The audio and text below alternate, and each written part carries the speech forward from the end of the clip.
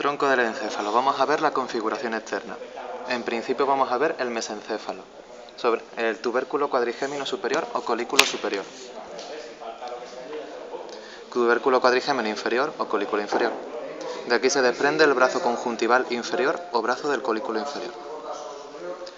El acueducto del mesencéfalo cerebral o de Silvio lo vemos a continuación superior del cuarto ventrículo y aquí también se ve.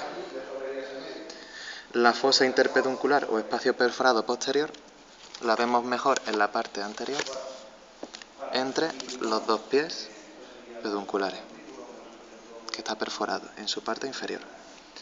En cuanto a la protuberancia y al bulbo, vemos el pedúnculo cerebeloso superior, el pedúnculo cerebeloso inferior y el pedúnculo cerebeloso medio y el cuarto ventrículo. En cuanto a su organización, vamos a ver los diferentes núcleos según donde estén localizados. Pues empezando por el estrato yuxtaventricular, los más pegados al ventrículo tenemos los núcleos motores voluntarios. Este núcleo que tenemos aquí ya no es correcto, está actualizado y entonces está mal en el velorcio. Este núcleo se tiene que eliminar. El núcleo del nervio oculomotor o motor ocular común es este primero, que está a nivel del tubérculo cuadrigémino superior. El núcleo del nervio troclear o patético está a nivel del tubérculo cuadrigémino inferior. El núcleo del nervio abducens o motor ocular externo está en la parte alta de la protuberancia. Y el núcleo del nervio hipogloso lo vemos en la parte baja de la protuberancia y se continúa al bulbo. En cuanto a los núcleos parasimpáticos tenemos el núcleo ciliar o de Edinger-Westphal, que es este, ¿no? Que está pintado aquí en verde, medial al núcleo oculomotor, del nervio oculomotor. El nervio lácrimo-muconasal. Debajo tenemos el núcleo salival superior y el núcleo salival inferior. A continuación tenemos el núcleo motor dorsal del vago o cardioneumo enterorenal, que se continuará hacia abajo. A continuación tenemos la sustancia reticular, que recordemos que es un núcleo de neuronas que está difusa por todo el tronco del encéfalo, y aquí solamente vamos a distinguir el núcleo cerúleo o locus ceruleus, que pertenece a los núcleos del grupo o columna lateral y que hará relieve en la parte externa del tronco del encéfalo. De la sustancia reticular se formarán los centros de las sinergias oculares, donde tenemos el centro del paralelismo descendente, que es el que está más arriba, el centro del paralelismo ascendente, que está debajo, aunque mejor dicho diríamos que está posterior a él, al anterior, y el centro del paralelismo lateral, que es este. Por último tenemos el centro de la convergencia o acomodación del cristalino, que está aquí. También tenemos dentro de este estrato el tracto o haz espinocerebeloso posterior o dorsal, que es este, y que lo distinguimos del resto porque no tiene ningún núcleo diferenciado, sino que va directamente hacia el cerebelo. Ahora vamos a pasar a los núcleos sensitivos de este estrato. Encontramos el núcleo mesencefálico del nervio trigémino, que está lateral al locus cerúleo. Aquí lo hemos pintado de verde y aquí de azul. Estupendo. El núcleo coclear posterior o dorsal, que lo vemos aquí. Perdón, es este. Este es el núcleo coclear anterior o ventral. Ahora tenemos el núcleo vestibular superior, que lo veo aquí. El núcleo vestibular medial y el núcleo vestibular inferior. En el velorcio tenemos otra nueva incorporación, y es que este núcleo se ve diferente en el velorcio. Nosotros hemos coloreado este, que es el siguiente núcleo que veremos, que es el núcleo del tracto solitario, que está tapando en su mayor parte al núcleo vestibular inferior. Por último tenemos el núcleo cuneiforme accesorio, que sería este, que aquí se vería, aquí casi no se ve, sería este, que va a dar un tracto cúneo-cerebeloso que irá hacia arriba y que tendrá sensibilidad propioceptiva consciente de la extremidad superior y del cuello, que irá al cerebelo, y por eso tenemos este tracto, porque es inconsciente y tiene que ir al cerebelo. Por último, el núcleo cuneiforme o de Burdach, que da el fascículo cuneiforme, y el núcleo grácil o de Goll, que dará el fascículo grácil, y que se correspondía a lo que vimos en la médula de la anterior práctica. Pasando al estrato nuclear ventral, a otro nivel del tronco del encéfalo, encontramos el núcleo rojo, que dará el tracto o haz rubroespinal.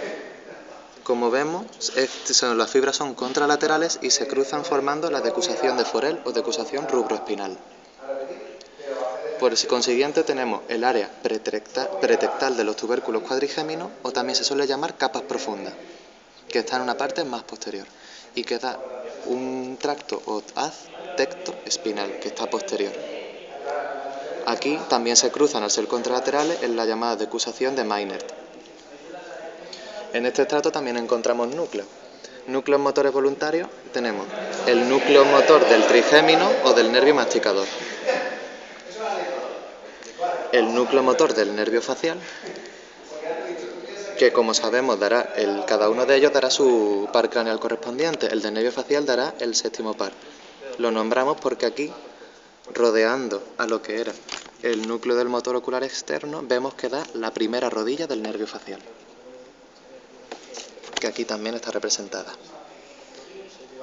El núcleo ambiguo tenemos aquí, se llama ambiguo porque combina el núcleo del nervio glosofaríngeo que tendríamos aquí, porque da el noveno par craneal, y esto estaría combinado con el núcleo del nervio gajo o neumogástrico o laringeo motor, porque da la parte motor voluntaria del nervio vago, que es el nervio laringeo motor.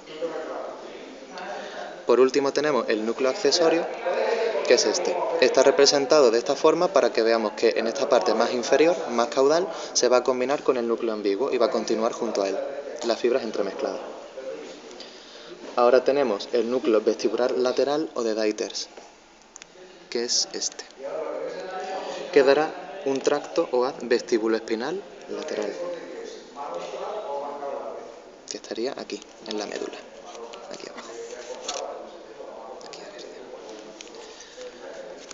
Ahora bien, pasando de los núcleos voluntarios, tenemos el único núcleo sensitivo, el núcleo sensitivo principal o pontino del nervio trigémino, que está al lado del motor voluntario. Y por último, el núcleo en bastón o núcleo espinal del trigémino, que sería este, que como vemos tiene forma de bastón.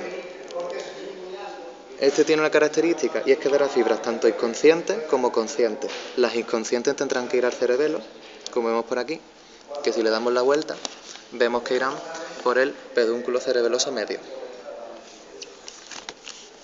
Y las fibras conscientes, irán hacia abajo conformando lo que llamamos el lemnisco. Irán por aquí formando el lemnisco trigeminal o tracto trigémino talámico, que también podemos ver, que luego más adelante veremos, que esto que será luego diremos que es la cinta de Rayleigh, o lo decimos ahora, estará en la parte posterior de la cinta de Rayleigh. Aquí no la distinguimos porque estarían detrás de todo esto, por eso lo perdemos aquí. Pasando al estrato sensitivo, a otro plano diferente, tenemos el cuerpo trapezoide, que es todo esto, y está formado por el cruce de los axones que vienen de los nervios cocleares, que están aquí.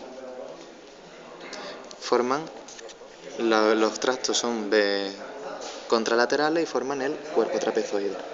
Dentro del cuerpo trapezoide encontramos varios núcleos del cuerpo trapezoide. Aquí vemos dos, pero hay más, porque están tapados por estas fibras. También tenemos los núcleos olivares superiores o núcleos acústicos que te encontramos aquí. Y todo ello en conjunto van a subir y van a formar el lemnisco lateral, que también va a tener sus núcleos llamados núcleos del lemnisco lateral. El lemnisco lateral, como tiene fibras inconscientes, tendrá que ir por el tubérculo. No tiene inconsciente. Bueno, da igual. Va por el tubérculo cuadrigémino inferior, que lo tenemos aquí, y formará el brazo conjuntival inferior, que sí que va al cerebelo. ¿Dónde está el brazo? Aquí está. Es decir, lemnisco lateral llega al tubérculo cuadrigemino inferior y sale de ahí el brazo conjuntival inferior, que irá al cerebelo a través de ese tubérculo. Luego tenemos el lemnisco espinal, que está formado por los tractos o haces espinotalámicos anterior o ventral y lateral, y entre ambos forman el lemnisco espinal. También tenemos el lemnisco medial, que aquí abajo se cruzan las fibras de fascículos procedentes del núcleo cuneiforme y grácil, es decir, el fascículo cuneiforme y grácil que veíamos aquí atrás, que van por aquí, y aquí se cruzan formando la decusación del lemnisco medial. Luego en la parte media tenemos el lemnisco trigeminal, que está pintado aquí en rosa. No, el lemnisco trigeminal ya lo has dicho, ese es el gustativo. Perdón, sí, que me lo he saltado por no sé por qué. La fibra ascendente de los núcleos del tracto solitario, que es lo que llamamos haz gustativo. Entonces el lemnisco trigeminal